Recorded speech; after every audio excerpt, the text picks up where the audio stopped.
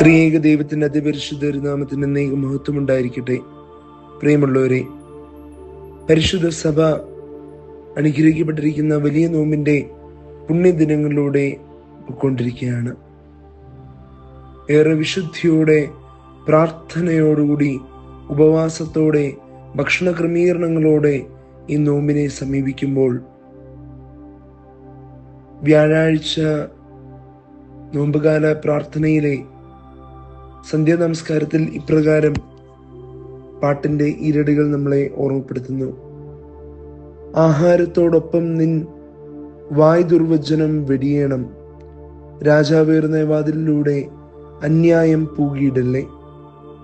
പലപ്പോഴും നമ്മുടെ ജീവിതത്തിലെ സമാധാനം നമുക്ക് നഷ്ടപ്പെടുന്നത്, നാം ആയിരിക്കുന്ന മേഖലകളിലെല്ലാം എവിടേക്കോ ക്രിസ്തുവിന്റെ ചൈതന്യം നമുക്ക് നഷ്ടപ്പെടുന്നത് അറിഞ്ഞുകൊണ്ടോ അറിയാതെയോ നമ്മുടെ വായിൽ നിന്ന് വരുന്നതായ വാക്കുകൾ തന്നെയാകുന്നുവല്ലോ കാരണം. പരിശുദ്ധനായ യാക്കോബ് ശ്ലീഹ ഓർമ്മിപ്പിക്കുന്നതായ വലിയൊരു കാര്യമുണ്ട്. നിന്റെ നാവ് തീയാണ്, വലിയ കാടിനെ അതിനെ നശിപ്പിക്കുവാനായിട്ട് സാധിക്കും. അതുകൊണ്ട് ഏറെ സൂക്ഷ്മതയോടുകൂടി നിന്റെ വാക്കുകളെ നീ ഉപയോഗിക്കുക. പരിശുദ്ധനായ പൗലോസ് ശ്ലീഹ നാവിനെ കുറിച്ച് പറയുന്നത്, ഇത് വലിയ മൂർച്ചയുള്ളൊരു വാളാണ്, അനേകരെ മുറിവേൽപ്പിക്കുവാൻ സാധിക്കും. അതുകൊണ്ട് തന്നെ നിന്റെ വാക്കുകളെ കടിഞ്ഞാണിട്ട് സൂക്ഷിച്ചുകൊള്ളുക. പ്രിയമുള്ളവരെ, സ്വന്തം ജീവിതത്തിലും മറ്റുള്ളവരുടെ ജീവിതത്തിലും സമാധാനം നിലനിർത്തേണ്ടതിനും സമാധാനം പകരേണ്ടതിനും ഏറെ അത്യന്താപേക്ഷിതമായ ഒരു കാര്യമാണ് നിന്റെ നാവിനെ നീ ശ്രദ്ധാപൂർവം ഉപയോഗിക്കുക, നിന്റെ വാക്കുകളെ നീ ശ്രദ്ധാപൂർവം ഉപയോഗിക്കുക. പലപ്പോഴും ജീവിതത്തിൽ പറ്റിപ്പോകുന്നത്, ശരവേഗത്തിൽ വാക്കുകളെ നാം പ്രയോഗിക്കുമ്പോൾ അനേകർക്ക് മുറിവുകൾ ഏൽക്കുന്നു. പ്രിയമുള്ളവരെ, ഈ നോമ്പിന്റെ ദിനങ്ങൾ സ്വയം മനനം ചെയ്തുകൊണ്ട്, നോമ്പിനെ കുറിച്ച് ചിന്തകർ പറയുന്നത് the art of observing your self എന്നാണ്.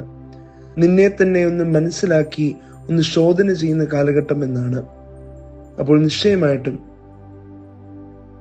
നാം നേരത്തെ കേട്ടതായ ആ പാട്ടിന്റെ ഈരടികളിൽ പറയുന്നത് പോലെ നിന്റെ വായിൽ നിന്ന് വരുന്ന വാക്കുകളെയും നീ സ്വയമേ ശോധന ചെയ്ത്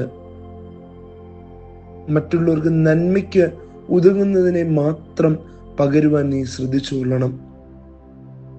യേശുവിന്റെ തിരുശരീരക്തങ്ങളാകുന്ന നിത്യജീവന്റെ ഭക്ഷണം ഉള്ളിലേക്ക് പ്രവേശിക്കുന്ന കവാടമായിരിക്കുന്ന നിന്റെ വായ ഏറെ വിശുദ്ധിയോടുകൂടി നിന്റെ വാക്കുകളെ പകരുന്നതിന് ഉപയോഗിക്കുവാൻ ഇടയാവണം.